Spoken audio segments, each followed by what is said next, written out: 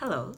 The second characteristic of a highly functioning team that I wanted to share with you today is the importance of being able to manage conflict. I didn't say erase conflict. I didn't say minimize conflict. I actually said manage conflict. Stay with me.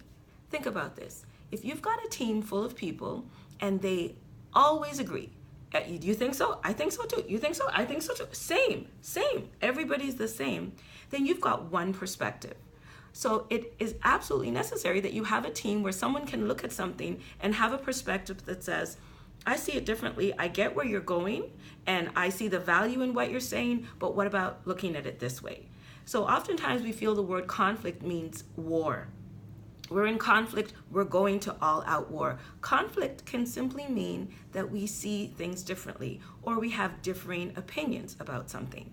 And in being able to work through those differences, we're able to figure out what is the best. Now, a team that trusts each other and that knows that at their root, at their base, they're all about getting along and all about getting the best possible result will not be afraid of conflict because they trust that the other team members are not being driven by ego, but they're actually being driven by the desire to get the job done right.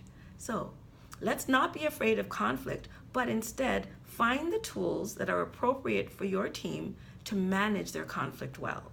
And that is something that takes time.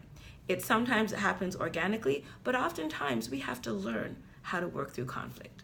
So let's not be afraid of conflict, but let's prepare ourselves to be able to handle it in the most healthy possible ways.